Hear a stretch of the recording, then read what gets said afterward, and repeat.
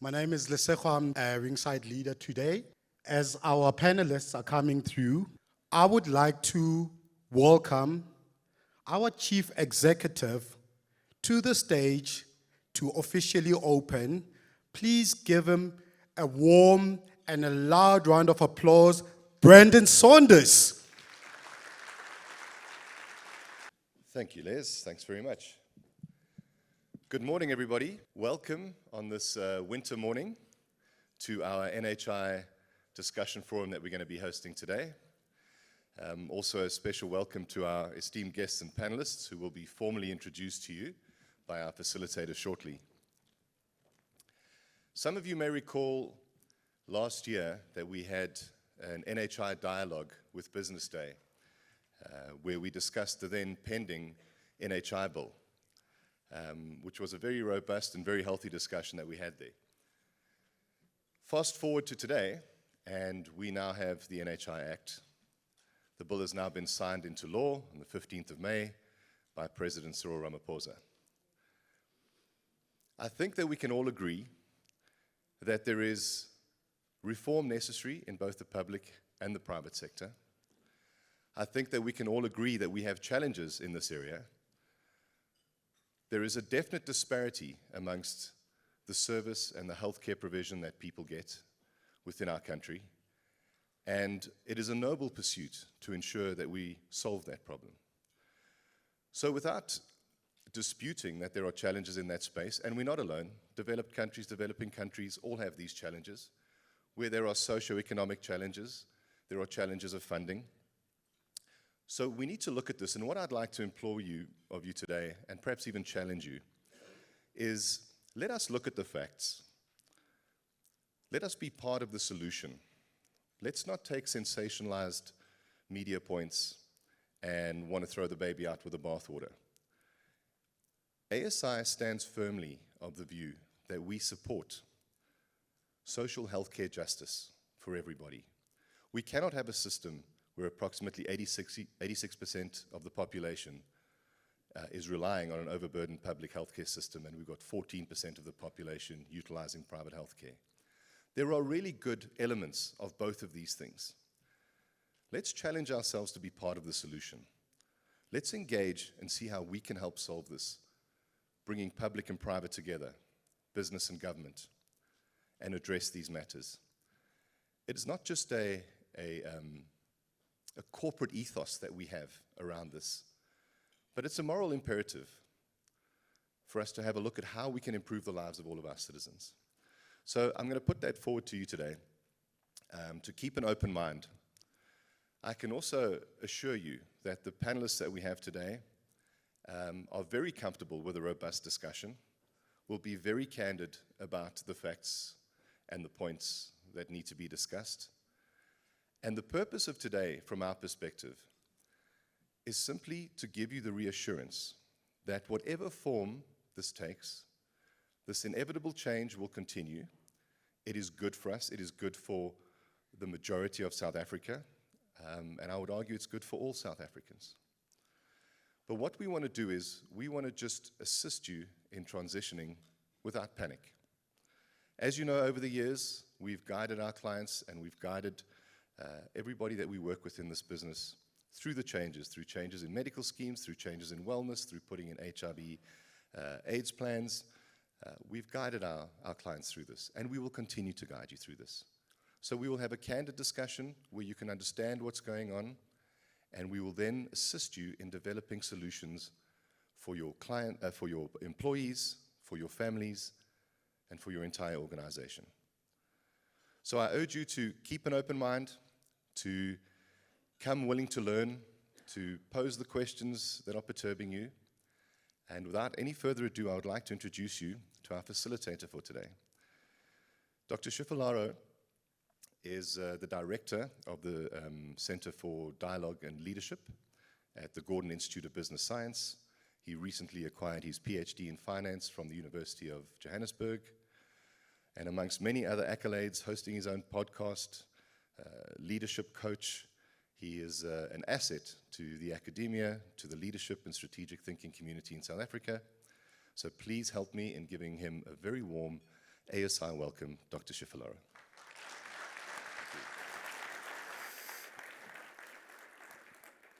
Good morning. No, that's much better. How are we feeling this morning? Lovely. So I would like to extend my greetings and warm welcome to that of Brandon, to everyone here at Indaba Hotel, as well as to those that are joining us online. We have a 2-hour time slot where we're going to have a fantastic conversation. I hope you are ready for it. Are we ready for it? Lovely. So before we dive in, I would like to just set some sort of dialogue rules. Now, just sort of getting into the matter for today. So I head up the Center for Leadership and Dialogue at Gibbs, and the center is largely around dialogue. And that's what we are here for. And my ask is that we are not here to sort of provide a show for you to watch. And my ask is that all of us collectively, we have a dialogue. Is that good? Those that are joining us online also participating in the dialogue. And dialogue means we are talking to each other. So we're not putting up a show. We want to take in as many comments and questions as possible. So for that, we want to make sure that we level the playing field, those that are here and those that are joining us online. We want to introduce Mentimeter as a platform with which we are going to engage with the questions and the discussions. So on your screens, if you may entertain me and take your phone, if we use the QR code and just very easily find ourselves inside Mentimeter. Right, so once you get in, then you get a question that says, how are you feeling today? This is our practice to see how you're engaging with the platform.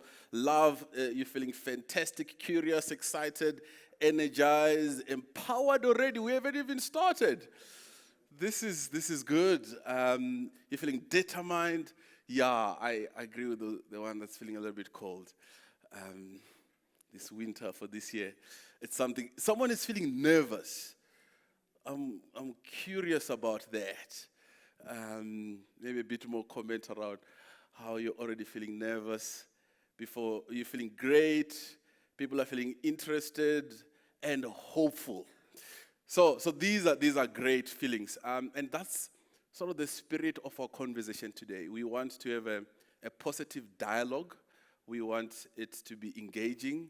It doesn't mean that we'll shy away from difficult questions, but let it be coming from that space of inspiration, excited, curiosity, as well as being hopeful. So that's the first piece, which is I want to invite you to engage in dialogue and participate, and we'll use Mentimeter for that.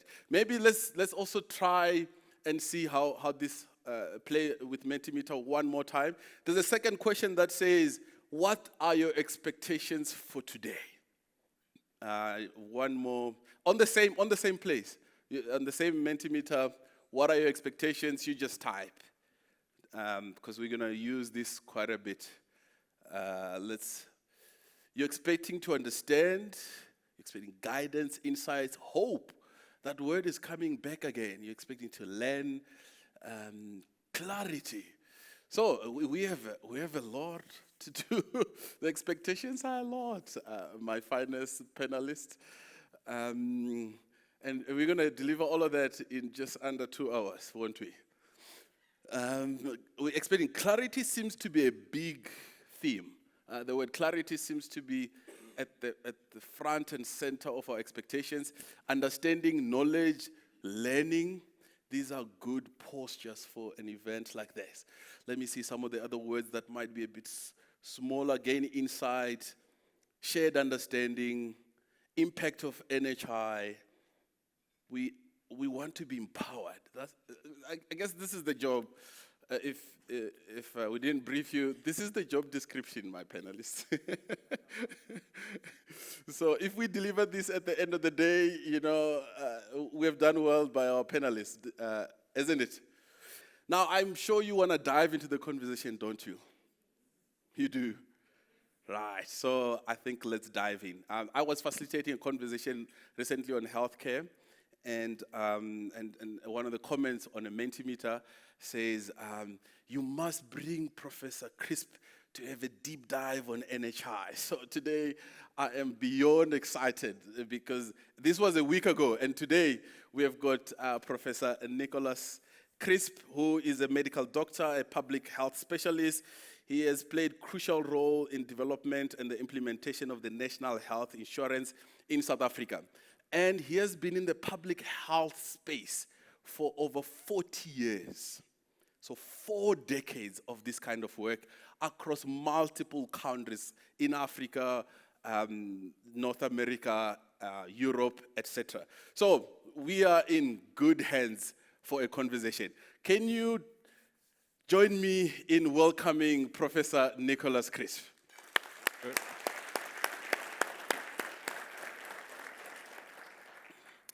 And I've got the finest of panel. This is the best place to be as a facilitator. We also have Dr. Rajesh Patel.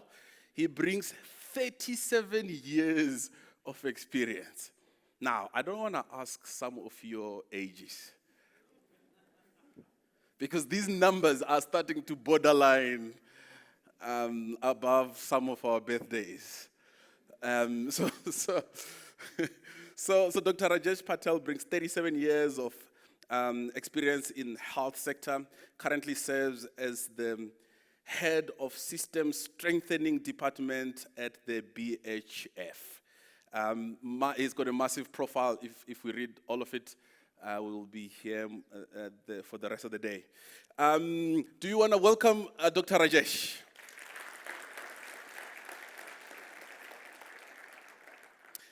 And then, this panel. We've got Dr. Stan. Dr. Stan is the principal officer of the government medical scheme, which is the largest, one of the largest closed medical schemes in South Africa. Do you want to welcome Dr. Stan?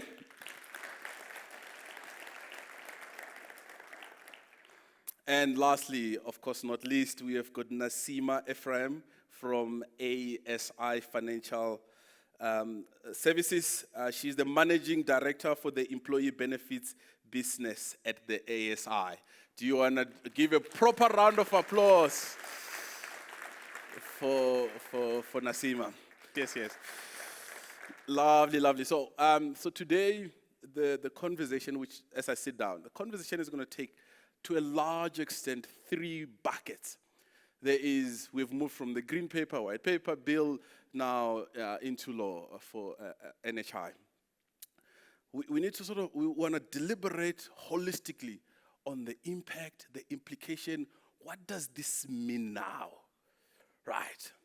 So we're going to have that kind of set of questions as I will ask my panelists around the implications across a number of stakeholders, ourselves, etc.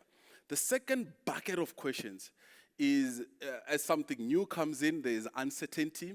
The second bucket of questions is around finding clarity, or as I like to call, super clarity on some of the areas that might not be clear right now about the Act. Then the third set of conversations, I will ask some questions, but really, I've got long prepared questions here that the team has provided me, but I want to hear more of your questions, right?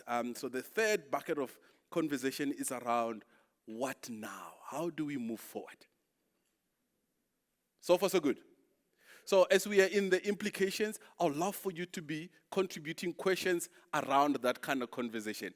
And when we get into the clarity of some of the sections, etc., we have questions around that. Now, when we talk about moving forward, we have questions around that. So I'm maybe I'll say now we are moving towards clarifying certain sticky areas. And then you can appropriate the questions that way. And then I'll say, now, can we talk about how do we take this conversation forward? So if you ask a question when we are still deliberating on the implications about how we move forward, your question might feel like it's been ignored, right? I would like us to appropriate them across those 3 levels of conversation. Deal? Lovely. So I'm going to sit down and we start the conversation. My questions will just to spark the initial conversation and then invite you to send your questions through the QR code. They will be filtered to me, and then I'll be sharing them with the panelists. So no doubt around the current challenges in our healthcare space, and we can spend the rest of the 2 hours just unpacking how many things needs to be fixed. The question is the NHI Bill Act the solution to our problems? What is it meant to do? Will it have an impact to all of us? Will I get my NHI card and all my healthcare problems are gone? Yeah, so good morning, Manda. Good morning, everybody. And thanks to ASI for inviting me to be part of this. They had to work hard to get me here because I've got quite a few other things I'm supposed to be doing. But pleasure to share some stories with you, and to share details. So first of all, you won't get an NHI card, so you can forget about that. You already have an ID number, that's all you need. So forget about the card. Will it solve all your problems for everybody? No, that it won't do that. There's no one thing, there's no silver bullet, there's no one thing that will solve all problems for everybody. Will it be good for South Africa? Obviously we believe so. I believe so, otherwise I wouldn't be doing what I'm doing. Will it be hard work? Yes, it's going to be hard work. We have a very messy situation now, as we can all attest to. We can tell many stories about things that don't work, that need to be fixed. It will not, in and of itself, fix anything. What it does is it creates a framework for us to do the things that need to fix the system. But it will take time. I've been a private person setting up a private business. I worked in Nigeria for 16 years, and I ran quite a successful company in Nigeria doing health management and health consulting. It took us 16 years to build that company, from 2 or 3 people to a lot more. And the good things take time. They take persistent effort. So I think that what we need to do, we have an act. So we need to go and we need to understand what's in that act. So when we were being briefed and asked to come here, I said to the ASI team, please ask people to read the act. So my question to the audience is, just by a show of hands, who's actually read the act? Okay, well done. You're about average for audiences that I talk to. It's about 1% or less have actually read the act. Sure. So the question is, where do you get your information? You get it from the noisiest place. Sure. Twitter, whatever it's called, X now, Facebook, Daily Maverick, Business Day, whoever's talking. And maybe you've heard me on some platform before on ENCA or whatever, so you may have got some of the facts as well, amongst all the other stuff that you hear.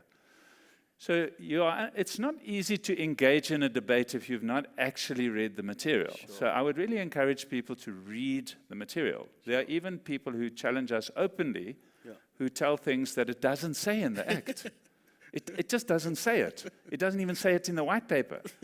So, you can convince yourself of what it says. So just a few introductory comments is, first of all, you need to read the last clause, Section 59. Section 59 says that this act has got a short name, National Health Insurance Act, Act 20 of 2023, and it may be implemented. The President may affix different dates to the implementation of different sections. That's the same thing that happened with the National Health Act. So that's the very first thing to know. The second thing to know is that the NHI Act does not replace the National Health Act. The two are different. They've got different contents. They do different things, but you have to read them together because the one augments the other. That's really important to know. The next thing to read is Section 57. So you have to start at the back of the Act. And Section 57 describes and challenges all of us, the state and the other actors, to implement systematically and in phases to the extent that we have the financial resources. And there's the key. So as the money moves from where it is now, and I'll talk a bit about that in a second, we need a framework and a time frame to do various things. And Section 57, subsection 2, which gives the immediate instruction to what we have started doing now, talks about 2 phases, phase 1 and phase 2. And phase 1, which we entered last year in 2023, is scheduled to end in 2026. That period, if you read the 5 targets that are set, that the minister is empowered to implement, is essentially just to set up the fund. So today, there's no fund, there's no money, there's no staff, there's no board, there's nothing. There's a manifesto called an act. That's it. The president has not even proclaimed one clause yet. We've been busy with other things in case you hadn't noticed. So now we have a GNU, and this wildebeest that we are busy riding and trying to come to terms with has appointed a cabinet, and we haven't met the new minister yet. So and the new minister is now part of a cabinet that has other parties with other views and whatever. So hopefully in the spirit of that, we are now going to join hands and we are going to try and implement this first year period to set up a company, an agency, an entity, whatever you want to call it, that is responsible for managing a fund. So all the stresses and everything's going to close down next week, and you're going to be denied your maternity benefits, and you're going to be, going into the nearest private hospital and demanding services and whatever. That's electioneering. Just calm down. In this period, between now and 2026, Yes. we need to be sitting around the table and saying, okay, so what does the rest of the act say? What is it asking us to do to get to the end goal where nobody incurs financial hardship when they need health care? Because that's the objective of this act. The Health Act describes health. The Medical Schemes Act will continue to describe how private medical schemes function. This act is to say, how do we move on a trajectory in the coming years to make sure that nobody, whether you have a scheme, medical scheme membership, or whether you're a public sector dependent population, nobody has financial hardship when they need health care. That's where we are trying to go. So I'm sure there are going to be many, many questions, but I thought that's the setting of the environment that we have entered into now. Thanks, Manda. Lovely. And at the back of this already, love the questions. Someone is asking, how does this sort of act envision kind of leveling out the disparities around access to healthcare for those in rural areas as well as those in the urban areas? Okay, so now you've got to go and read the rest of the Act and understand all the complexities. And there are there's Section 38 that deals with the way procurement works. There's Section 30, that's not 38. There's Section 37 that deals with contracting units for primary health care. There's clauses or sections that deal with accreditation of providers, et cetera, et cetera. So one needs to go into them to understand what are the mechanics that are required. But the essence is that the fund must pay for our health care. And the fund is held accountable in the functions, which are in Section 10 and 11, functions and powers, that must engage in what's called strategic purchasing. So if you don't understand what strategic purchasing is, it's quite hard to explain. But basically what you do is you leverage the available funds in a big risk pool to make sure that you direct the money so that it becomes viable for a practice to see patients. So if the fund sees, because the fund is mandated to use capitation payments for primary health care. So the objective is through the contracting units for primary health care to get everybody, public and private, to work together in multidisciplinary teams, and then to allocate money to the population that is served by those teams. The way it works is through enrollment. So you get registered on the fund as a user, and then you go to the provider of your choice, not what they said in the business day, the one that I said. You go to the provider of choice, and you say, I'm going to mostly get my health care here, but I also live in Limpopo over the weekend, so I would like to split my enrollment between Pretoria and Limpopo or whatever. And then the fund allocates the money to that per capita. And then enters into agreements, ultimately contracted, with the accredited providers in that area. The purpose of accreditation is simple. It's public money. We need to know that you're a legitimate provider. We need to have confidence that we can monitor your quality. We need to know that you are reporting on the system. Otherwise, you can't get paid anyway. And we need to know that you are complying with the laws of the country, whether that's the health laws or whether it's as registered as a taxpayer or whatever it is. And that is a straightforward thing that you would do in any arrangement between a funder and a provider. So the fund will then say, at the moment, this community is getting less per capita than that community.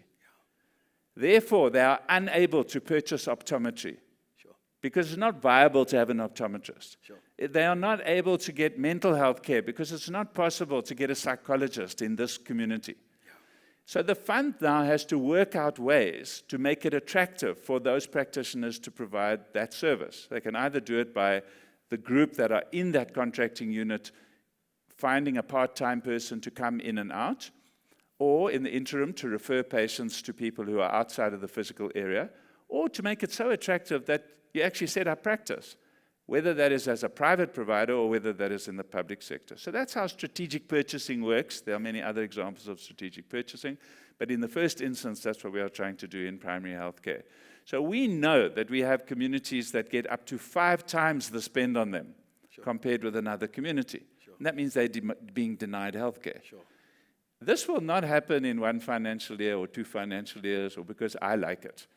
It will happen over a period of time because new graduates will be looking for places to work, and they will go where there's opportunity and where they know they're going to get paid to be a part of a team that's delivering healthcare to people. Lovely. So that's the direction in which we are moving. Stunning. Thank you. So still on the impact implication set of questions, let me bring in Dr. Patel. From your perspective, Doctor, how do you see the impact of this act on the multiple stakeholders within the healthcare system?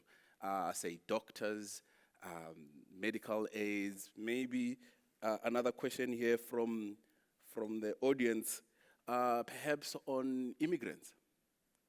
Yeah, I think there's going to be multiple different impacts on stakeholders. As Nicholas said, it'll be the president who'll proclaim certain sections that will be implemented. So as things get implemented, it will affect different stakeholders. I think you asked the question, how will it affect health professionals out there? Significantly. I think there's about a couple of pages of the contracting, the CUPS, the contracting unit of primary care, district health office, then the national health already got district health authorities that's supposed to be there in place. There's a couple of stages kind of thing. This is something we're engaging with a lot of doctors. Unfortunately, when I engaged with the Ministerial Advisory Committee in 2010, I used 2 extremes kind of things. I said on the primary care, you can use risk-adjusted capitation. Hospital, you use diagnosis-based payments, the risk-adjusted payment there. One of the things, although you use 2 examples, if you look at what's in the Act now and that it's more or less similar, as if there hasn't been any discussions with health providers along the way. If you look at that risk-adjusted capitation that for primary care, which is probably potentially the main ones that we'll start off with, is over the last 10, 12 years, there's been new evidence coming in that it's not just risk-adjusted capitation. You need to combine risk-adjusted capitation with fee-for-service. If you want to get the accountability at the primary care, oops, is that from me?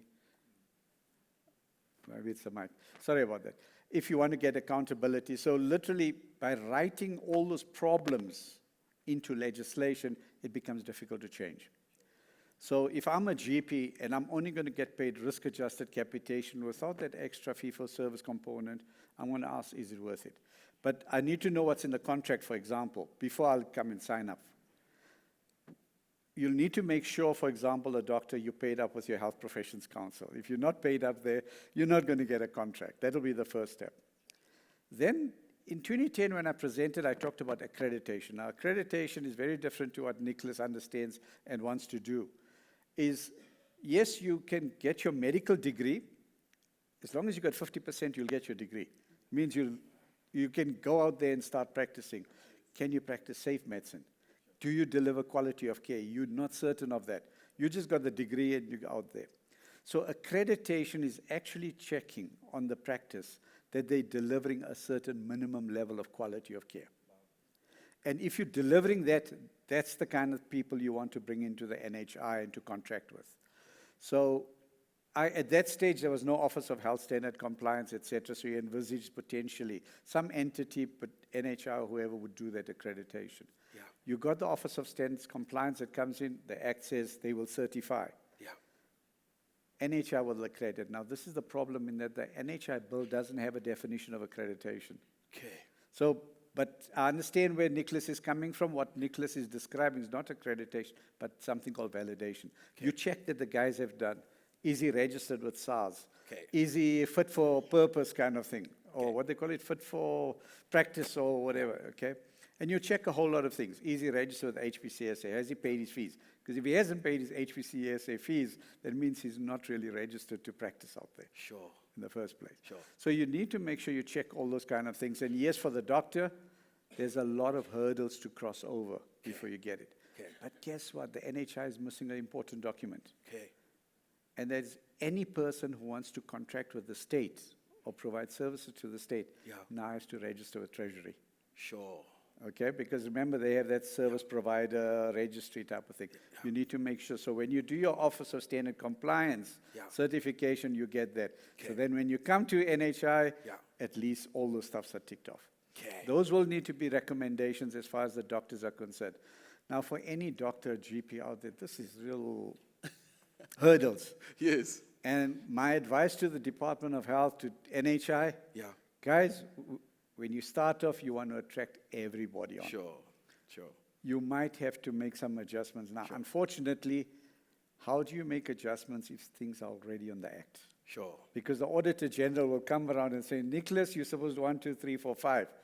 It looks like you haven't done before you contracted this provider. Okay. And if you really look at that, it creates a little bit of a cumbersome environment for doctors and professionals out there, and it might scare them away. Okay. So one of the questions I keep getting with health professionals, so I'm an audiologist. Are they going to contract with me? Or the one will say, I'm a psychologist, will they contract with me? Sure. The answer is very simple. The Ministerial Advisory Committee on Benefits will decide what benefits to offer. Okay. Those benefits will be determined by what the health needs are.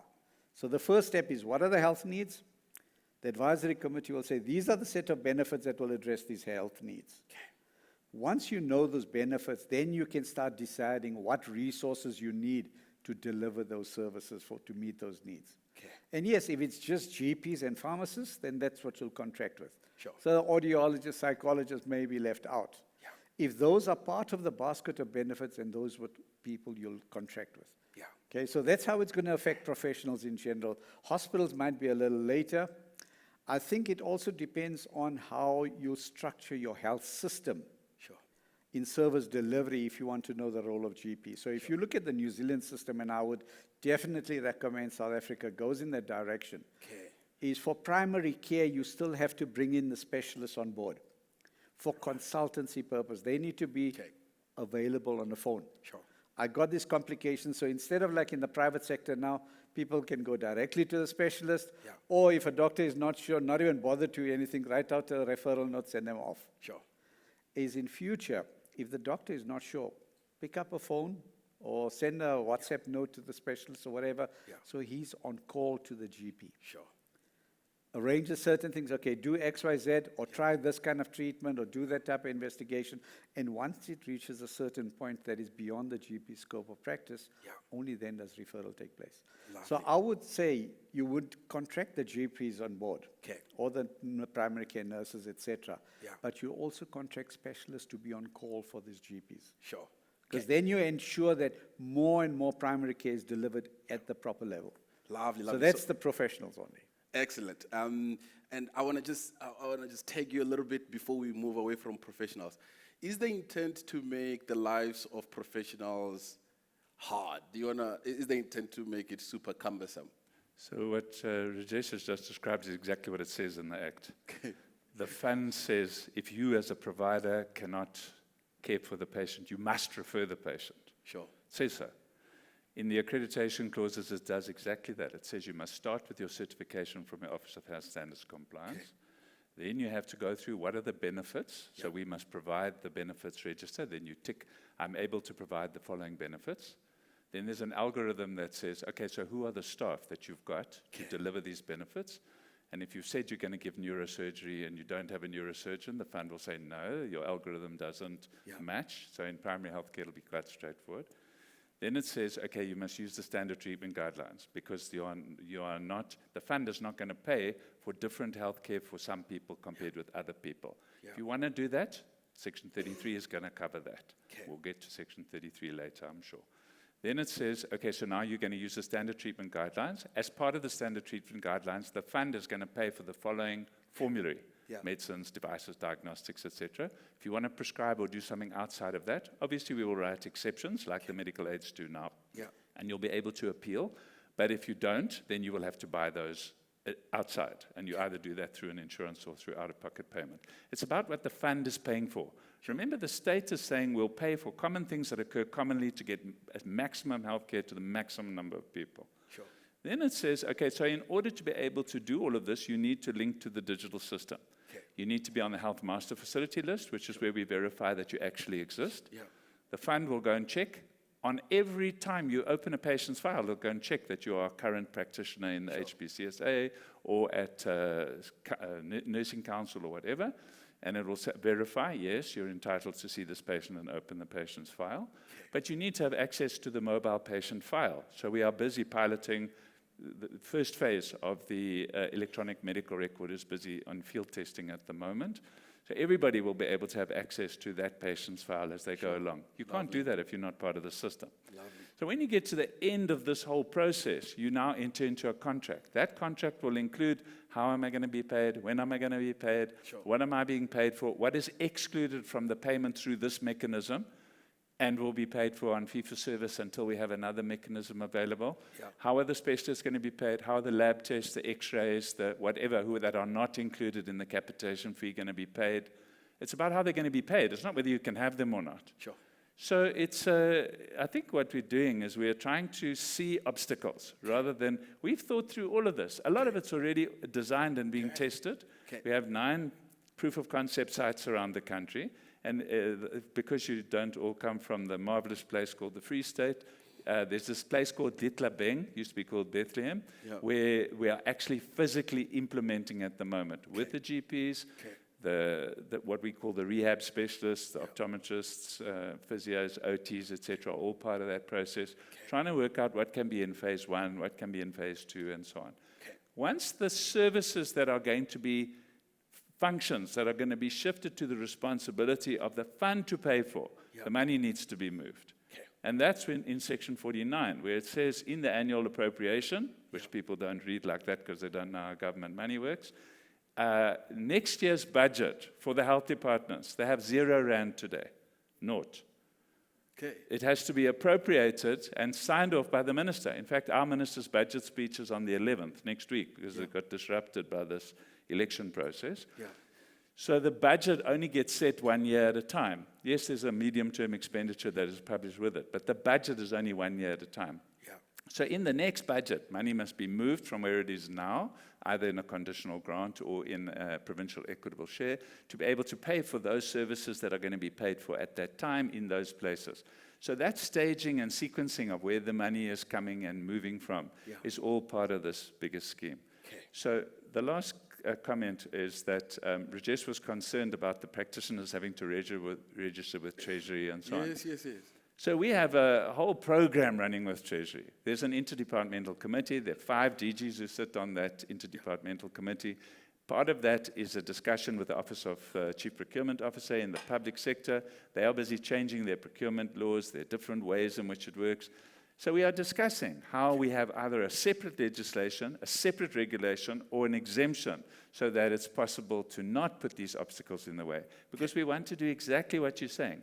We want no exclusion. We want every practitioner, every possible resource to feel comfortable to be accredited by the fund.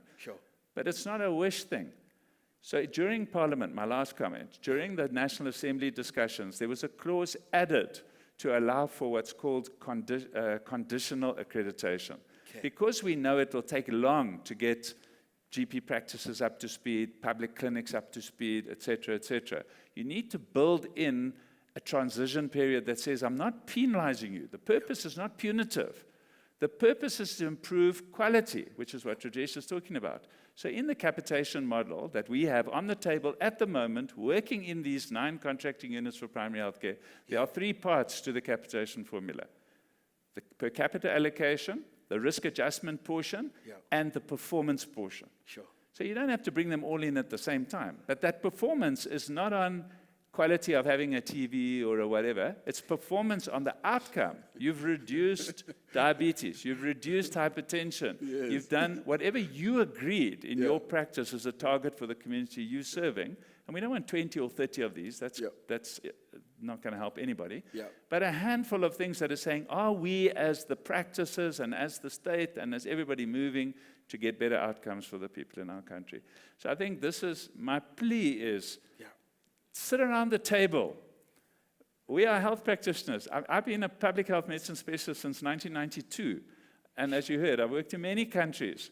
Everybody's battling with these, how do you do it? Not whether we should do it, how. Sure. And how do we do it in our setting? And the only way to do it is get around the dialogue table and say, we think this would work. Okay, we don't. We think. Sure. But at least now we've got a statutory framework. Lovely, lovely, lovely, lovely. So I want to bring in Dr. Stan, because this one is also a common question. What happens to medical schemes? If I work for one of the largest medical schemes, do I update my CV now? Apply with me. Is everything going to GEMS? Is GEMS the fund? How do you see the evolving medical schemes landscape? No, thank you. Thank you very much for that question. The short answer is that I wish I had a crystal ball, and then I will tell you what will happen to medical schemes. But there's something that is certain for now. See, Nicholas said all you need is your ID number. You don't need a card. For now, you still need your card for a medical scheme. So the factual truth is that medical schemes exist because of the legislation that is currently in place, which is largely the Medical Schemes Act. The other attendant acts like the National Health Act, all these many acts affect medical schemes to different degrees. But then the question is what is going to happen? And we already know, and Nicholas said, I'm sure there will be talk about Section 33. What we know now is the fact that whatever services that will be available in the national health insurance space cannot be rendered by medical schemes. But there will be those that are not available. Probably they will be availed in an incremental fashion into the future, depending on many factors, like their clinical appropriateness, which is the bottom line in terms of what you can access from an insurer. Yeah. You need to access services that are clinical appropriate, that are covered in terms of your benefits. So the medical schemes, as far as it stands at the moment, is that they will render that complementary services. Okay. But then the issue at the moment is this issue of uncertainty. Yes. What is complementary services? Yes. And there seems to be an expectation that these should already be defined, but we need to be real about how the legislative process worked. We have the Act, which basically we can regard it as the framework. Yeah. And then the detail comes in things like determinations by the minister, who is ultimately the responsible officer. And it's usually regulations which will define certain things in more detail. So there's still a lot of work that is going to unfold. But one of the things that I think is critical, and I think it is the biggest challenge that people are having with what is happening in this space as policy unfolds. It's the issue of, at the moment, I'm under pressure in terms of my budget. Yeah. And that is the biggest sin of medical schemes apparently at the moment. Yeah. The issue of whether they are affordable or not. Yeah. And everybody is saying, you know what, if I could, Yeah. I would get rid of my medical aid and use this 3,000 rand, 5,000, 10,000 rand for something else. Sure. And I think that's the biggest thing. So what really we should be dealing with, it's the fact that affordability cannot be compromised. Yeah. So this is really one of the things, and we hope we are achieving that at GEMS. Can I mention that? And then also the next thing, it's access. Okay. And again, I'll use GEMS as an example in terms of access. GEMS has a unique position in that you go to every corner of South Africa, you will find the public service employees. Sure. And we know that generally it is said that in families, the person who's working usually carries another 6 people. Sure. So just do the numbers. If we have about just around 850,000 principal members, and then multiply that by 6.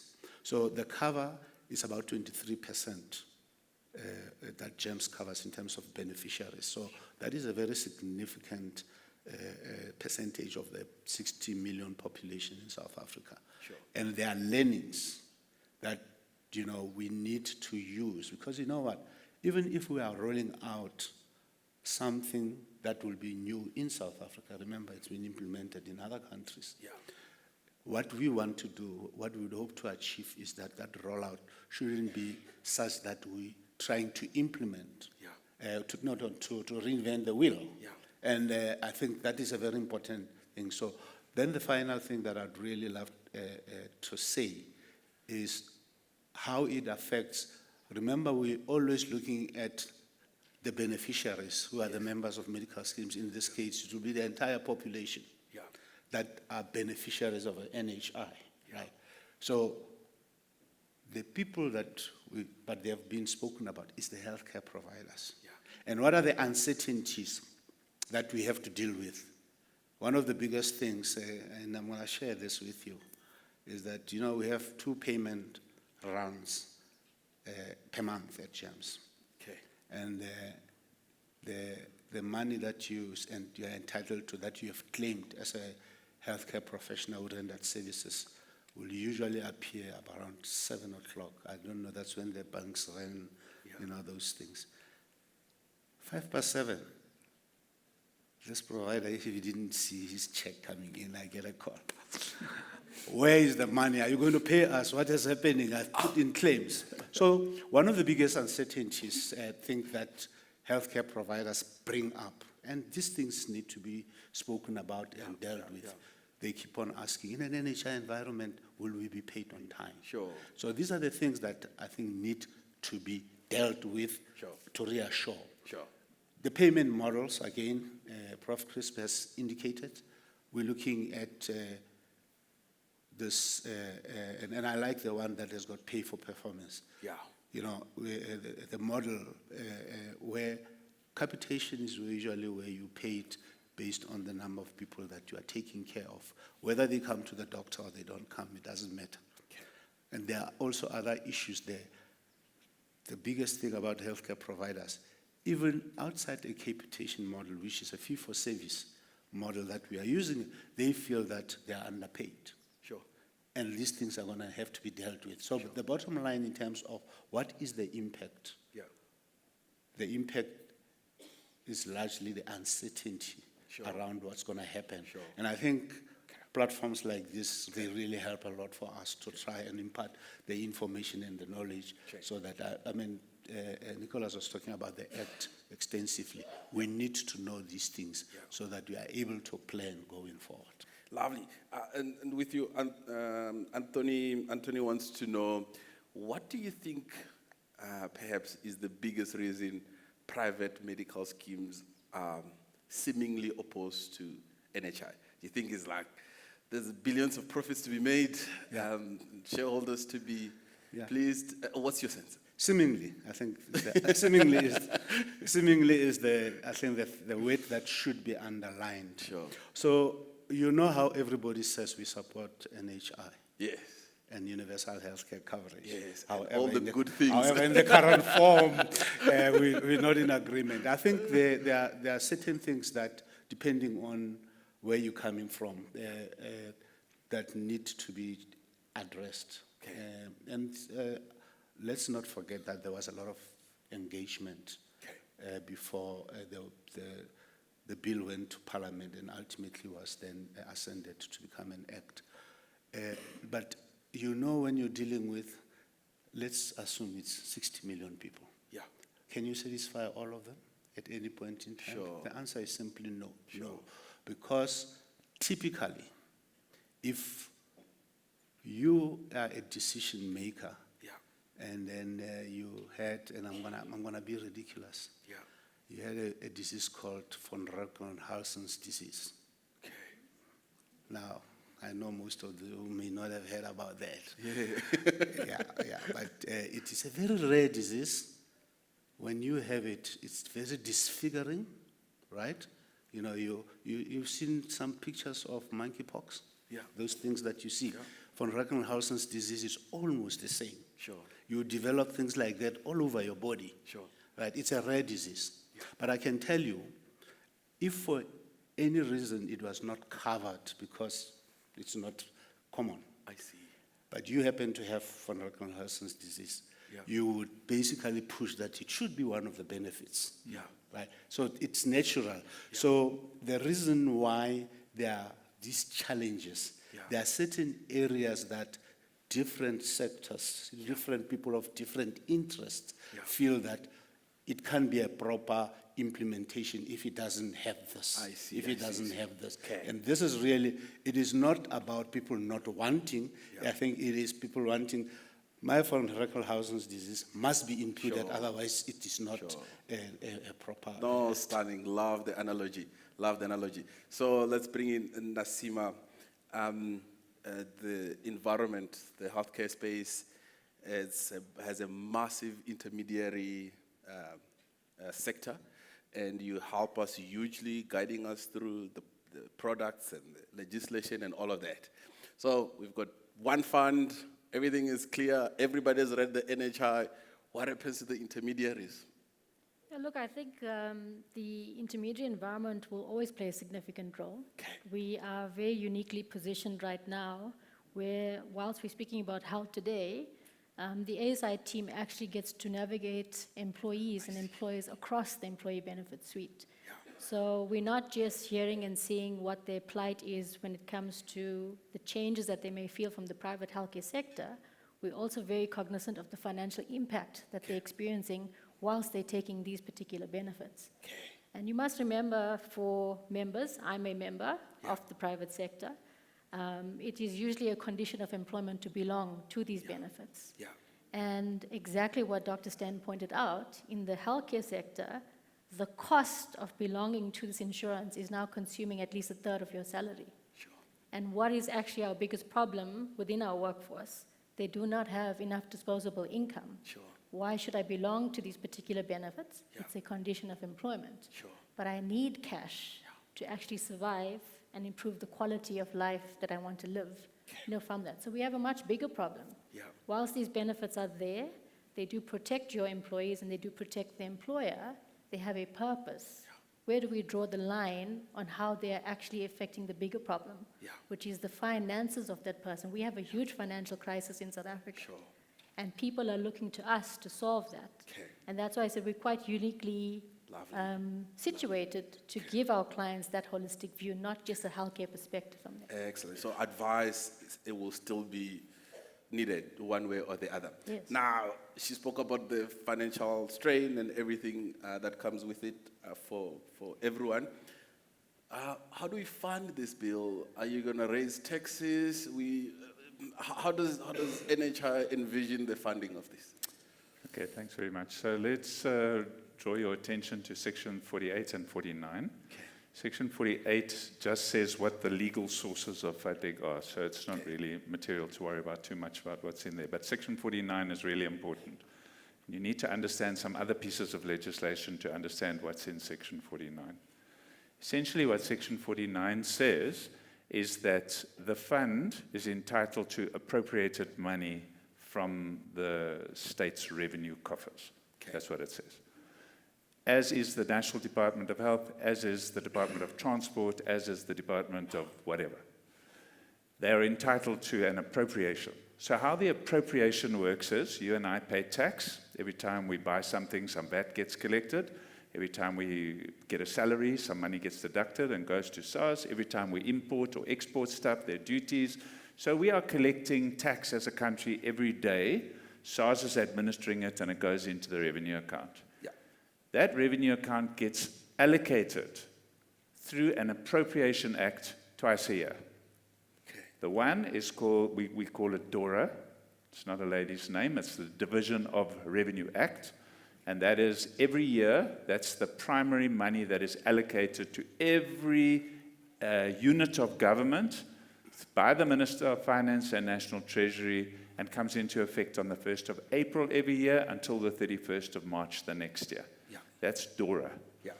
So what the Act says is that this entity will be entitled to get money through that process in the future, once it's an entity.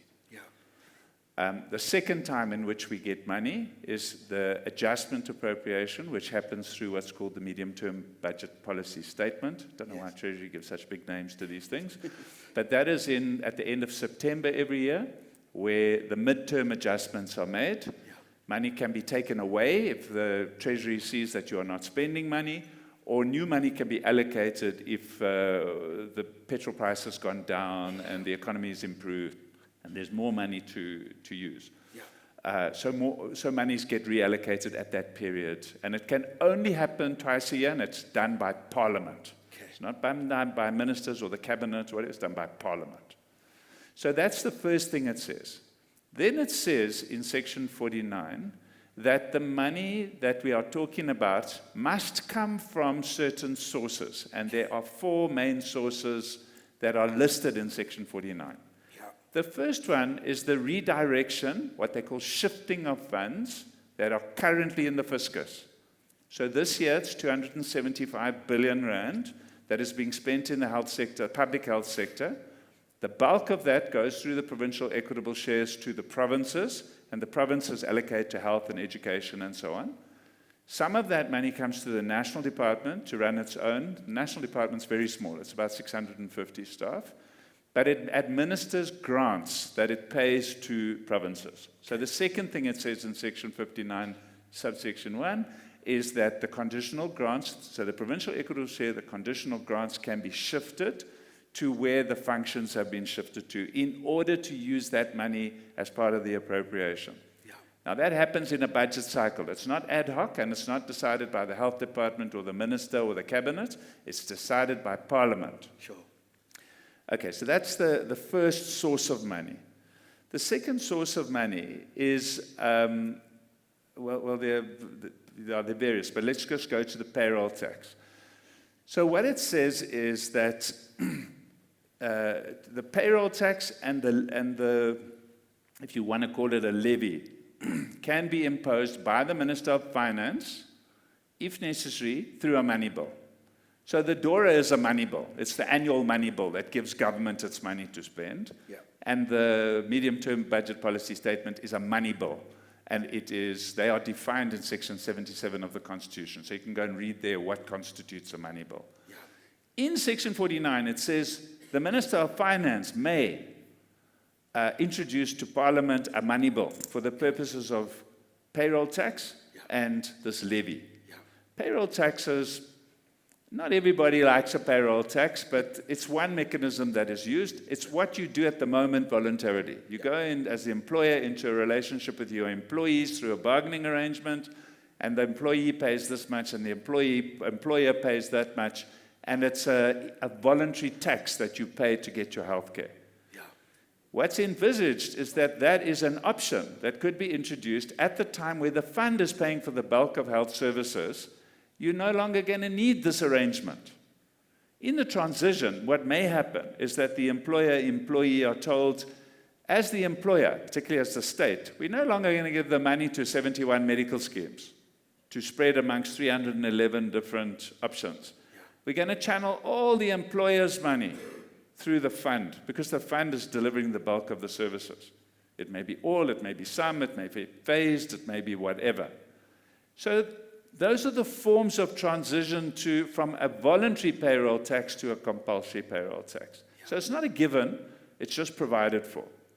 And then the last one is where there's this huge anxiety amongst wealthy people. When are you wealthy?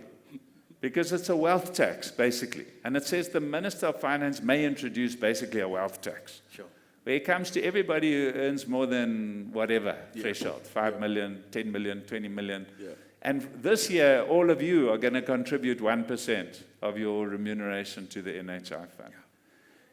So it doesn't say that is going to happen. It says that the law now allows the minister or enables the Minister of Finance to put a money bill before Parliament to introduce such an additional tax if it's needed.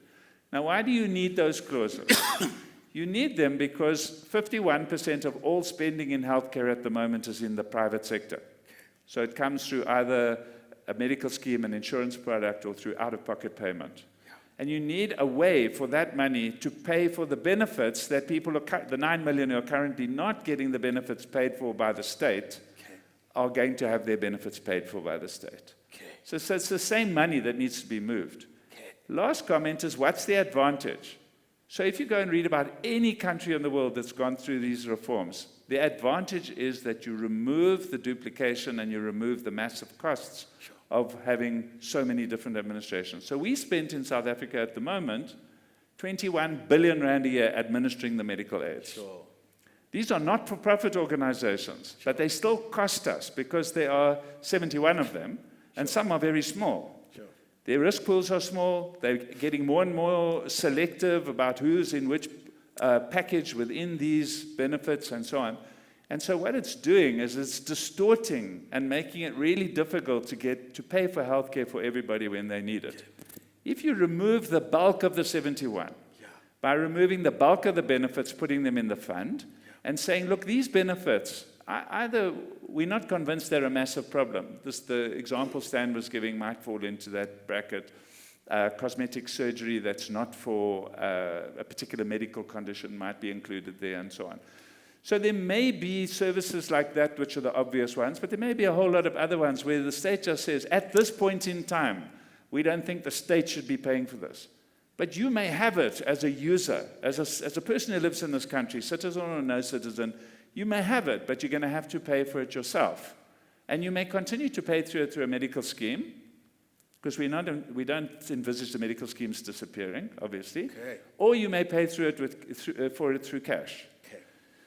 We will need to continue to regulate those medical schemes.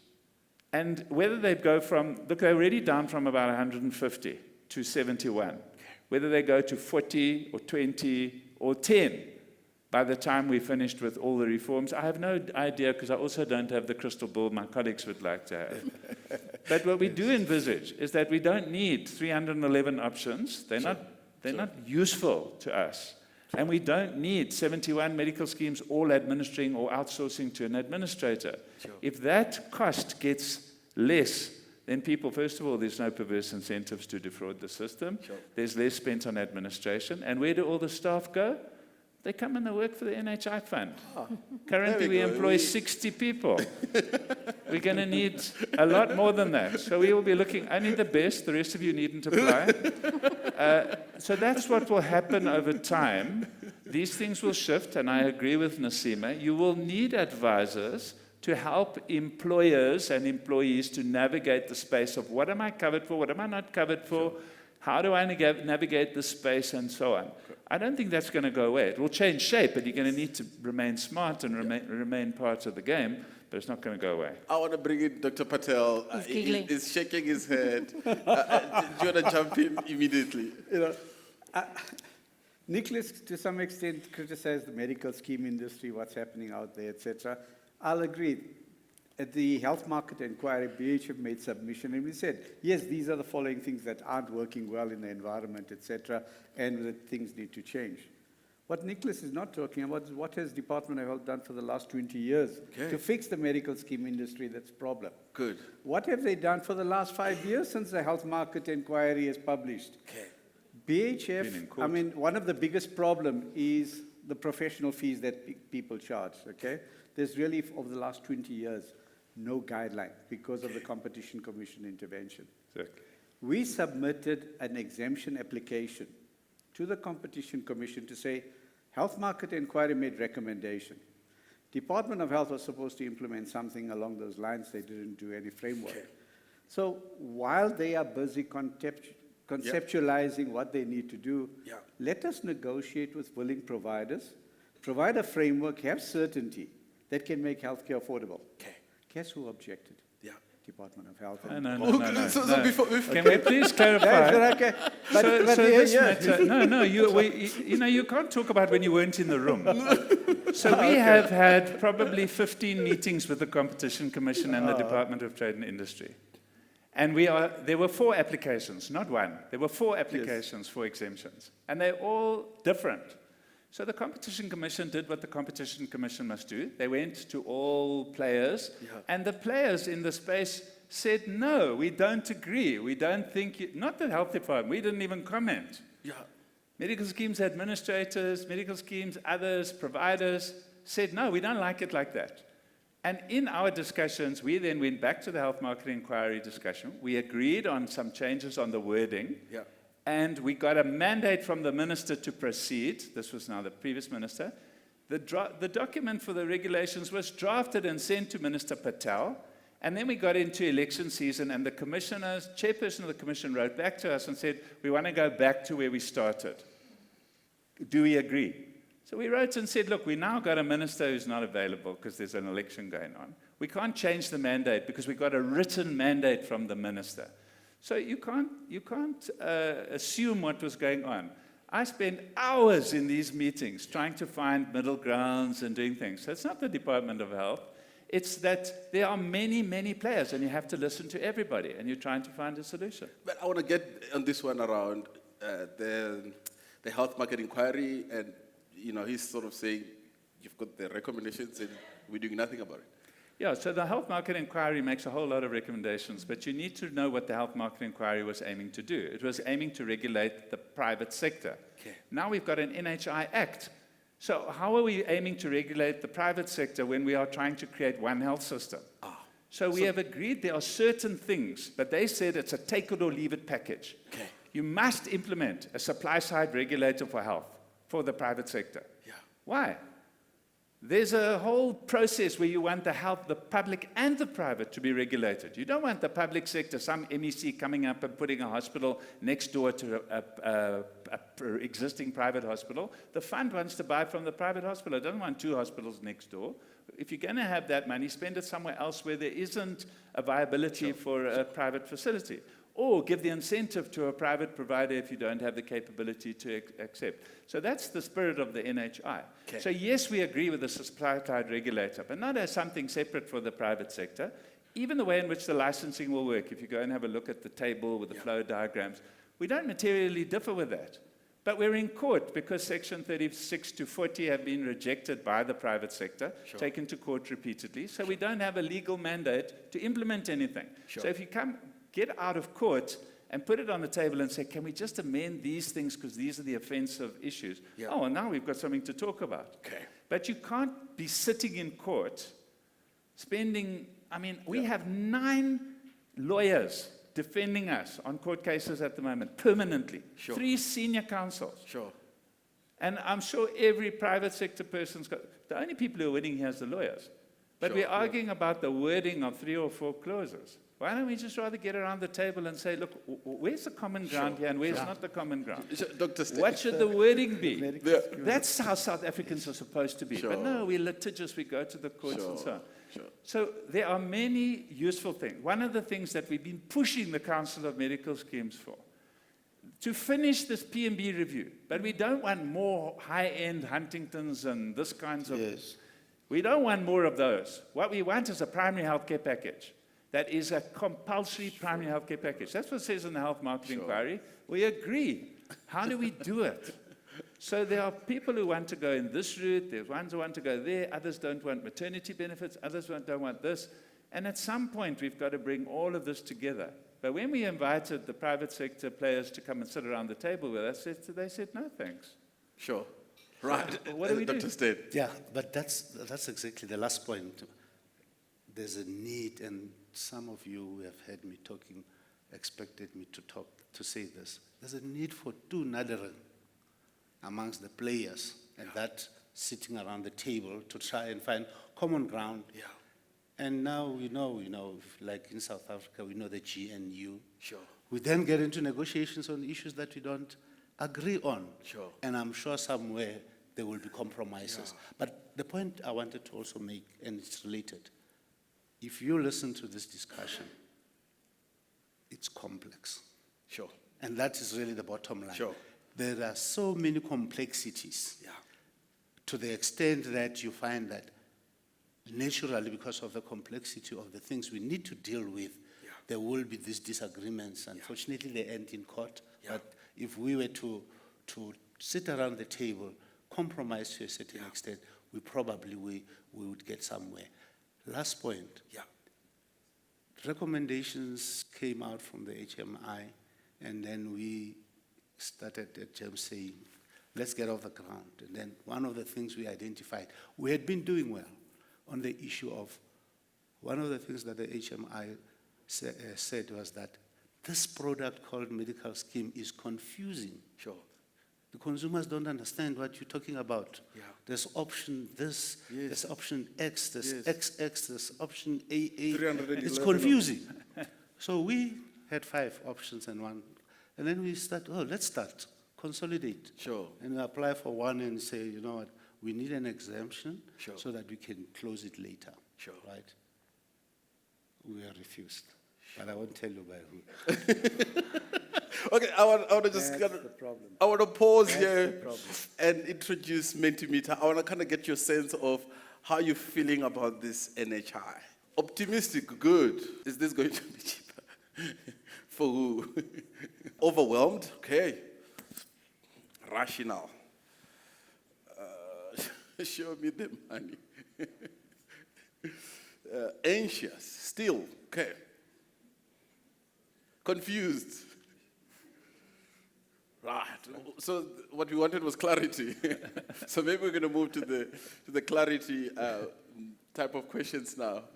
And I'm curious what you're mostly confused about and what you're mostly uncertain about. Skeptical. Interesting. Not confident yet. This is another money-making scheme. Can't see how that will work. For who? Governance is bad. More confused, or a bit relieved. That's good. That's good. Overwhelmed, uncertain, absorbed, aligned. That's good. That's good. Dizzy. Do we have a medical professional that can sort of help us? Someone is feeling dizzy, worried, informed. Okay. Entertained. Okay, that's good. There's a bit of shock to the system. Now, perhaps we can move swiftly towards how do we clarify some of these uncertainties and the areas of confusion? So maybe let me step in. Yes, and yes. maybe let me wear my advisor hat. 'cause Yes, The please. people that are here look to us for direction For that, and clarity. when you're done, we need a Mentimeter. Everyone must say super clear. So the audience that's joining us today, online and in person, probably some of the corporate entities and businesses of South Africa. And like ASI, they take care of a workforce of employees. And they may be partnership with ASI through any one of the employee benefit suites. And we know that there's lots of pots and pans happening in the retirement fund section. There's a whole lot happening now in healthcare. The employer is stuck kind of in the middle, and you're constantly dealing with your employee, right? You are looking for cost-effective solutions, things that keep your employee satisfied, And you've got to wonder, where does that come from? Right? So the problem we're trying to solve for the audience that's here today and online is they've got to retain these employees. They've got to attract talent into their workforce because that's who drives their business. Traditionally, we've done this from our parents' and grandparents' day. It was such an elite benefit when you heard that they qualified for medical scheme through their employer. Again, a condition of employment for you to join is to be part of that employer. You can join this medical scheme. Back then, if we go, we had good public healthcare sector and private healthcare working together. And yes, we must acknowledge the public healthcare sector has deteriorated over the years, and that fear that it has created has actually propelled the private healthcare sector, because we're too scared to move back there, right? We're also too scared to take a chance with the public healthcare sector. And I think what you've heard from our panel today is that they're trying to rectify many, many years of things that have fallen apart and deteriorated by bringing in national health insurance. It is the future. And you've got to consider, I think, as an employer, where is your employee right now in their life stage? And I'll give you some solutions or some ideas. We sit daily with your workforce, with your employees, telling us, my employer has given me all of these wonderful benefits. I'm enjoying private healthcare. But Naseema, I don't have money to put food on the table. Okay? For the last 5 years, we've seen our Council for Medical Scheme report that our members are strategically removing their dependents. Primary reason, they cannot afford that combined premium anymore to keep their dependents on. So I've got to stay on, it's a condition of my employment, but I'm slowly taking off the dependents that I'm supposed to care of because I cannot afford that anymore. So we can't just say the public healthcare sector is broken. The private sector is also equally broken, all right? We can't be continuing paying the premiums that we're paying. You go to a hospital today, right, and if you don't understand your plan, if you don't understand your network, you don't understand your benefits, you get treated and you get sent home, you have your procedures done. But a few weeks later, you suddenly have bills and you thought, but I thought my medical scheme covered me in full. No, it's because you didn't take out gap cover. Why do I need gap cover if I'm paying that premium for the current medical scheme that I have? So the working force that you have right now in your care is looking to us and you to provide them with the certainty. And we're saying, if you're looking to the future, why not? We know NHI is going to generate some cost saving into the system. Why not don't we resculpture our employee benefit strategies, our policies to say, we will have NHI, we will have all of this complementary cover that we currently enjoy within the rules and regulations of the Act, but how do we structure that so that we bring down cost effectiveness and at the same time generate value for you to keep those employees in the system and attract the future ones that are coming? Now, your pensioners who are exiting the system, they work for 40, 50 years of their life.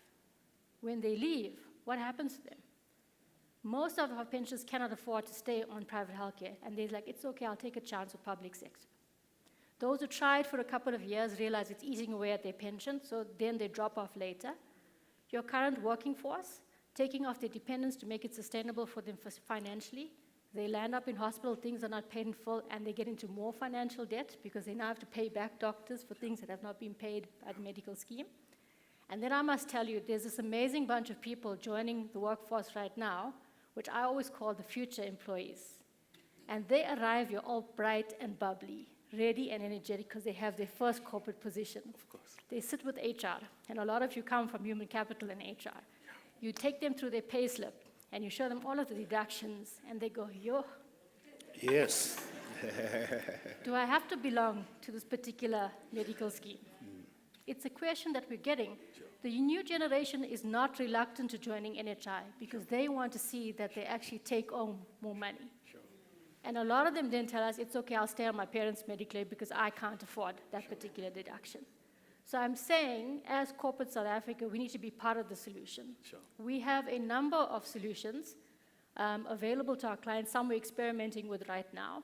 But I think maybe just to give a high-level situation that we're dealing with right now, a lot of our employers are saying, I'm going to kind of see what Professor Crisp does, and then I'll decide. And you need to realize that indecisiveness is the biggest thief of opportunity. There is a lot of opportunity NHI has actually been the most exciting time for ASI because we feel it's the defibrillator we needed in the healthcare sector for many, many years. There's so much of conversation and activity, and now we start setting the scales correctly between public and private sector. But the second solution you have right now, we are your advisors. Many of you have consulted with us personally, and you've experienced how we've helped you financially, but you're still within the same private sector. Yes? So we're saying you don't have to leave right now. You have to think about the future and adopt what's coming and be open to what's coming, and we restructured that. But right now, there are financial solutions that can help you within the private sector that you don't have to pay as much as you're paying. It's just that nobody comes for those consultations. You review your cell phone every year. You review your car insurance every year. Why don't you review your medical scheme options every year? They're changing. Benefits are eroding. Restrictions are being placed. But we don't think about that. So it's the employer sitting in this room today's duty and responsibility, like me as an employer, to ensure that our employees go through these conversations with advisors, because we are the people who have to know the product. We have to ask you what's your financial needs. Can you afford? Can't you afford? We have to ask you what your healthcare needs are so that we can find you the right solution so that you're not spending a third of your salary on one particular benefit. You actually have money to live a good quality of life. That's an important aspect of the dialogue that you've got to take with us. But being ASI, we also do things a lot differently. And we're also focusing on the future employees and what they actually value. They don't value traditional benefits the same way we do. They want flexibility. They want access to care, but they also want it at very compelling prices. They are willing to challenge what we currently have in our employee benefit suites. So to employers right now, we've done a lot of research, and we've looked at things that actually the future employees value. Healthcare does form one of the pillars. They do want access to good healthcare, but they're open to public and private sector collaboration. However, we've identified that there are 7 key pillars of reward that the future employee is actually looking for. And they all tie back to financial as well. And we're saying we want to look at the brave employers who are willing to walk this journey with us and say, we're going to use NHI as our foundation. We're going to work with our healthcare sector and our medical schemes because it is an important pillar of reward for employees. But at the same time, how do we reconstruct our employee value proposition to ensure we're still taking care of those exiting the system with the traditional benefits, but we are evolving so that we have this future workforce that's coming in and we can actually cater for the value and the needs that they have in comparison to what we all think should stay and should not change. But you need to have these dialogues and conversations with us because we're saying we will work with what we have. We will make it work. But our responsibility is to make sure we do it in a financially responsible and sustainable model for each and every one of your employees. Oh, wow. I think that's the best place to clap. I feel settled. I feel a sense of calm. Are we all in the same, feeling the same?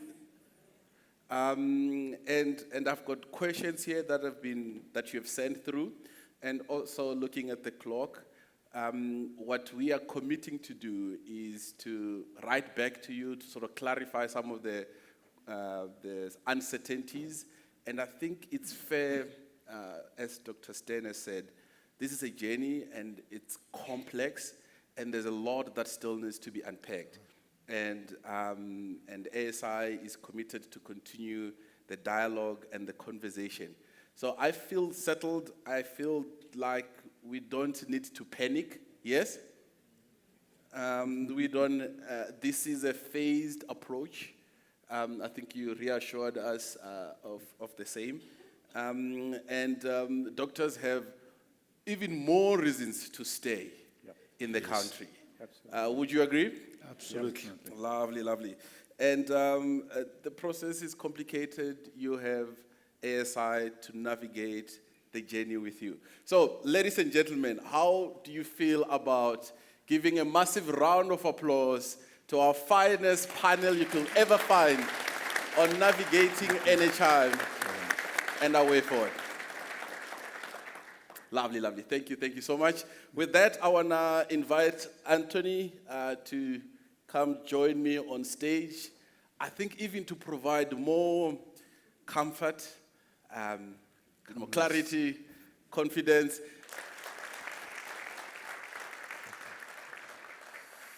Thank you, Manda. I really appreciate that. If you noticed me limping up on stage, it's only because I had a foot injury traveling through an airport in Istanbul. But I'm pleased to say we've got great healthcare in South Africa, and I am on a speedy recovery. I would not miss today. And Nick, just to let you know, I was sitting at the back just to gauge how people were responding to the feedback. I think it's only fitting that I start off just by appreciating everyone in the room and all of our attendees online. A big thank you for making the time to be here. So thank you to all of you for giving us your most valuable commodity, which is your time, and to all of our many attendees. There's a few hundred attendees that have connected with us virtually, and I just want to say a big thank you to our virtual attendees. And there are two very special organizations that partnered with us on this particular initiative, which is GIBS, the Gordon Institute of Business Sciences, and Manda, thank you for leading the charge in that area. And the South African Rewards Association. I did see Nick Mullins at the back of the room. A big thank you to Sarah and the amazing work that you're doing.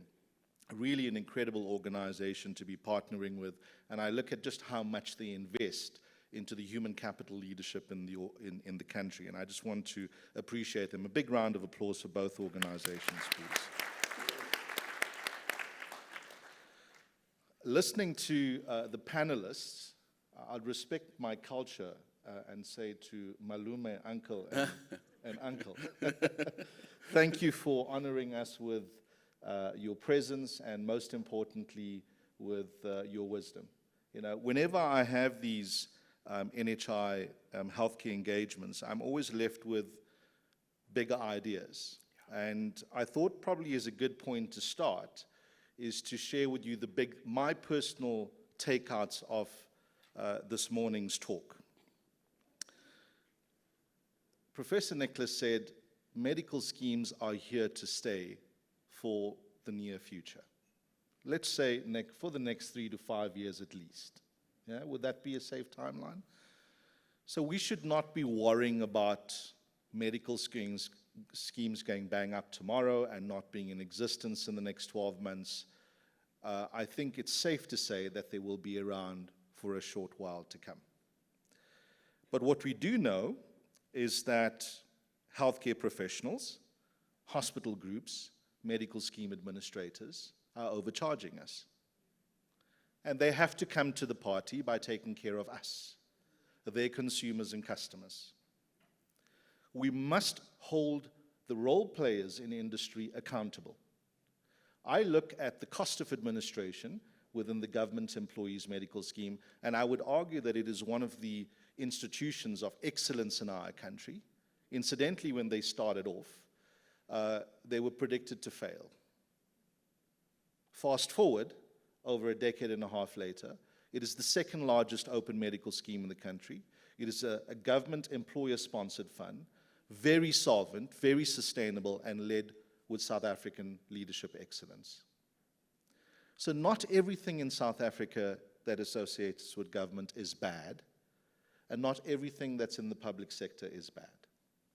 We must appreciate that. We do have some guilty private sector players, and we must hold them accountable. Medical scheme administrators being one of them. Admin fees are way too high by comparative standards. If the government employees medical scheme can do it at half the cost and run a really effective scheme, and I've experienced this firsthand, then we must hold administrators like MedScheme, like Discovery, like Momentum, and all the other medical scheme administrators out there, hold them accountable for better value. The problem I have with, though, is some of you sitting in this room are quite apathetic. You're lazy. You don't attend AGMs. You're not involved in the voting of your trustees. You actually don't bother too much. You leave the difficult stuff to us. We can only influence some of the decisions so far. This is your health care. This is your money. The last time I checked, medical schemes are owned by all of us in this room. not by the billionaire CEOs. They're owned by you. Take an active interest in your own healthcare. So it starts with us. Can I get an amen to that? Amen. It feels like I'm preaching today. It really feels like I'm preaching today. I think we all have a responsibility and accountability as medical aid members, as employers. I'm expecting employers to take a greater interest. If you are participating on Discovery Health Medical Scheme, on the Government Employees Medical Scheme, on Momentum Health, or any of the other medical schemes out there, even if it's Bonitas, being the second largest open medical scheme, I want you to write to them and take an active interest in the voting processes, in the governance, in the decisions of those medical schemes. Most importantly, when you do that, you start to realize value as a customer, right? You can't be on the buy stands criticizing. That doesn't help. So my big takeout as a first point is that medical schemes are not going to go away for the next few years. They're likely to still be around. And if we are going to see changes, it will be, I would say, modest. What I am expecting you to do, though, as a major shift in behavior, is for you to take an active interest in your funds. Just by a show of hands, how many of you agree with me? And if you're connecting virtually, please give me a round of applause or some love. So just show of hands once again. How many of you agree with me that we are quite lazy when it comes to taking an active interest? Okay, fantastic. At least 80% of the room, Prof. Nick, right? I want you to read the act. Yeah. This is my second big takeout. And I loved what Prof. Nick said. He says, can we stop debating sentiment and feeling? Sure. This almost is a role play of what happens between you and your spouse in the kitchen. You deal with feelings before you deal with fact. Yeah? I want us to start dealing with fact. The Act is very clear about what it expects of the various role players in industry. I want us to get an understanding of that. It's pointless us debating something without having an understanding. And that was a strategic objective of today, is to educate the South African community. Because so often I sit in boardrooms and I'm dealing with a financial director or a CEO that says, but Ant, I need to tell you, this NHI thing is rubbish. Sure. It's not going to work. What has the government ever touched that's ever done well? And I go, but hang on a second, let's debate why we are putting NHI in place. Personally, I'm hugely in favor of NHI. Do you know why? I come from a township community where my grandmother lived, and I was raised in a zinc shack. We didn't have running water. I used to go to a district clinic back then, Nick, if you know what that was all about. Yeah, you're probably much older than the average here. Sorry to call you out on that one. So you understand where the healthcare system comes from. I don't want our people in rural communities struggling to access care. For as long as a pregnant 28-year-old mom has to walk 15 kilometers to get very basic care, it's a problem for us. When we have people that are terminally ill and they've got to wait for 14 to 15 hours in a queue to access care, that's a problem for us. We can't detach from the problem. I find that South Africans do that really well. I noticed this in France, by the way, when we lost against the Irish. I'm not sure if you watched that game. I'm going to be at the game tomorrow, by the way. I continue to support the Boks because I'm not a fickle South African. Yeah? I was distraught about the loss, but we went on to win the World Cup. And I was amazed because some of those friends of mine that said, geez, I think Rassie got it incredibly wrong, Rassie's the best coach, we got to keep him on, SA Rugby can't lose him. You see, as South Africans, we can be fickle at times. And we can be selfish at times. I want us to change our behavior and the psychology to some of the decisions of our country. We've got to take some responsibility. The last time I checked, just by a show of hands, how many of you are born in South Africa? You call South Africa your home. Okay, I would imagine there's as many people online. Then if it's your home and if it's your country, it is your responsibility. Yeah? So that was my second big takeout. We have been debating a lot of sentiment and not a lot of fact. We've got to change that. And I loved what Naseema had pointed out. You have a bigger problem to deal with, and not just medical aid. What we are finding as a general trend amongst many of our employer groups is that they're coming to us and saying to us, well, we want to get off medical aids because our people can't afford them. So why is NHI such a bad idea? If they can't afford medical aid, surely we need a good alternative. Perhaps this is the alternative. So I would say rather than criticizing it, let's try and help make it work for the many South Africans that need healthcare.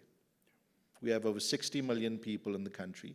More than 50 million of them don't have access to the quality of care that we have as private medical aid members, or to those people that participate in the private healthcare sector.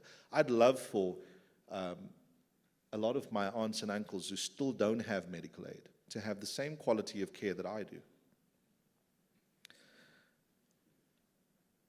There are options available to us.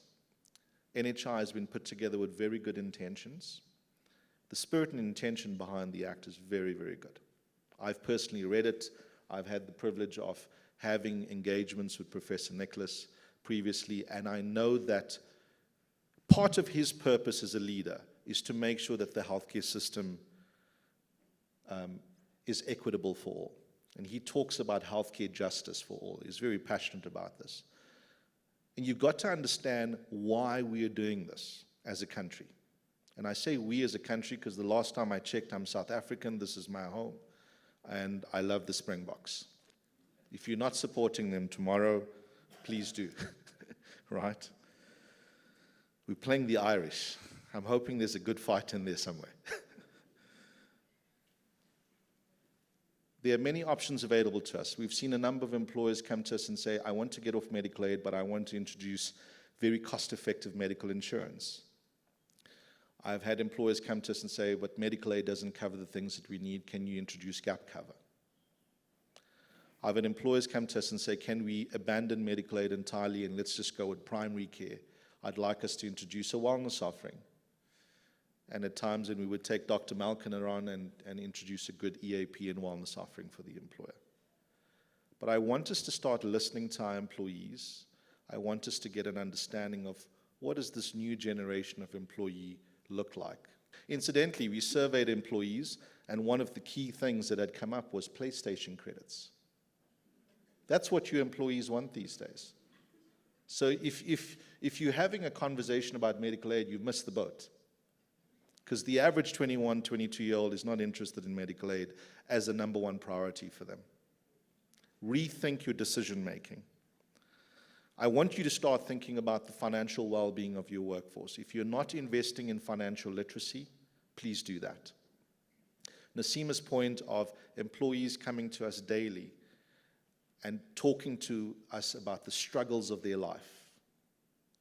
And I empathize. On a daily basis, we get to scenarios where families are destitute because of poor financial decision making. We have a responsibility as employers to educate our employees in the area of financial wellness and the science of money and the science of wealth creation. So what I'm offering to every employer out there, if you have these particular needs, we're going to support you, right? We're going to run free wealth workshops for you. We're going to run training and education workshops with you guys to invest into your employees so they are more financially well going forward. So those were my three big takeouts, out of today. There's certainly a lot of hope. There's a lot of light at the end of the tunnel. And as much as there's been a lot of fear-mongering, I've listened to some of my competitors in market, and I've been following, the press quite closely by a number of the large insurers and medical scheme administrators that, they're literally throwing stones at this whole NHI Act. And I understand where the discomfort and fear comes from. If I came to you as a business and I simply said, I'm removing the 100 billion rand in commercial interest you have away overnight, it is going to drive a stimulus fear response. So it's just fear, Nick. I get it. Yeah. It's just they're acting out of fear. And that fear translates to them making you afraid. And you shouldn't be afraid. There's no need for you. Will NHI be perfect? Let me tell you now, you'll have lots of problems. Like any other industry, if you think medical aids are perfect, let me tell you about the number of complaints Uncle Stan deals with daily. It's part of leadership. It's like any other industry. You're going to deal with issues. But we will work together and make it good. So there's no reason for you to fear. You've got great advisors. A big round of applause to the ASI advisors in the room. We certainly, as a leadership team, we will hold them accountable to make sure that you are taken care of.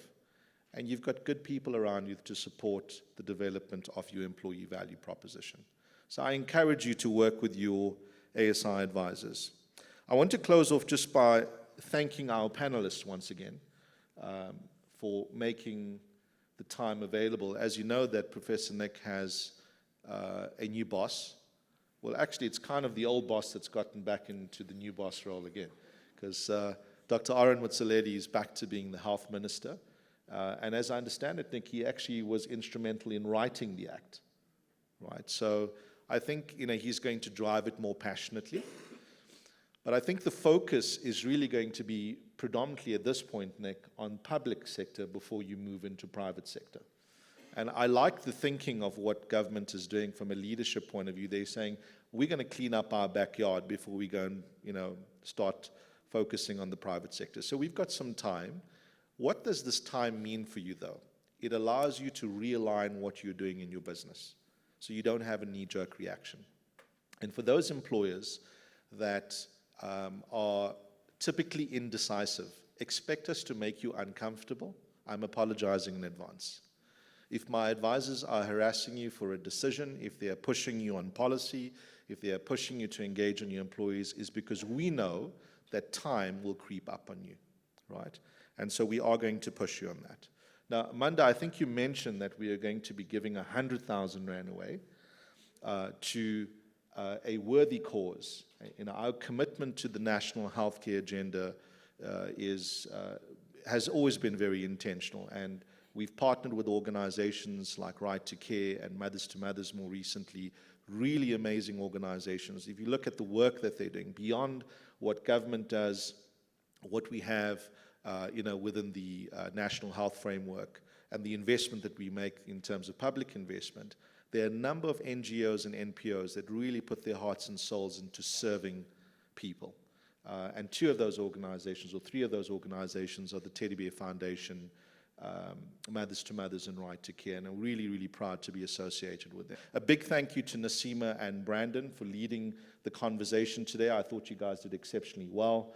And to the ASI team, you guys are just rock stars. You are absolutely amazing. I love you. I appreciate you guys. You're an incredible team to work with. Big round of applause to all of you guys. Now, I have one last announcement. The 4th of July, can anyone tell me what the 4th of July is? Show of hands. Independence Day. I expected that answer. Are you a Trump supporter? No, I agree with you. It is Independence Day in the States, but it is our brand birthday. And you would have noticed... I loved what Nick said earlier. He said, I was working in Africa in 16 years. I built this company. It so happens we turn 16 years this year, Nick. So happy 16th birthday to the ASI family and brand ASI. I'm incredibly proud to be leading the organization. We have an exceptional bunch of people, and we are really building a generational legacy business, right? I was asked the question last week on my travels back from Europe, what is the core focus and purpose of the ASI business existing? And I said, well, I could only position this in 3 statements, really. Firstly, we're a business that loves solving problems. If you look at the 3 verticals that we operate in, which is financial services, we are solving a problem of financial illiteracy in the country. If you look at our property vertical, it's about restoring dignity and respect to communities that live in sectional title schemes. And our latest venture, which is in the energy space, with a great partnership with ICS and Power Connect, whilst every other business out there was criticizing Eskom about not providing energy, as they should, rightfully so, as they should, we decided to help the business community in South Africa by investing in a company that's very passionate about renewable energy. And we've supported most of the major banks like ABSA and Capitec, Old Mutual, amongst others, major insurance companies. And Joe and Herman and the team have done exceptionally well in leading a business that resolves or solves a major problem in South Africa, and that is keeping businesses connected to their customers. You see, in every business that we get into, we're very purposeful and intentional about what we're doing. We want to solve problems, and rather than being those South Africans that's on the bystanders, complaining and criticizing and not doing our bit, we'd rather put our hands to work. I had a beautiful quote shared with me by Dr. Gladys, I want to get her surname correct, Gladys McGarry. She's 103 years old. She's a doctor. And she shared her life wisdom. And it was so profound. And one of the clauses that she talks to, or quotes that she cites in her interview, is that labor without love makes your life meaningless. And I'm just so proud and so incredibly grateful to serve all of you here, to serve the ASI family, to serve the South African community. And I'd like to leave you with that quote of labor with love. I want to say a big thank you to all of you once again. And as we close off, we're going to induct you into how we celebrate Brand ASI. 1, 2, 3, come on. People, passion, purpose, ASI. Happy birthday to? Happy birthday. Wonderful, thank you. Marvelous, marvelous. Ladies and gents, if you didn't know what ASI is about, that's the amazing culture that we've built over the last 16 years. Once again, I want to say a big thank you to Manda, to Naseema, to Prof Nick, Malume Stan, Dr. Stan, Dr. Patel. A big thank you to all of you once again. It was an absolutely incredible 2.5 hours with you, and I really look forward to the next one. I'm sure we've got more exciting news to share. Big round of applause to all of you again.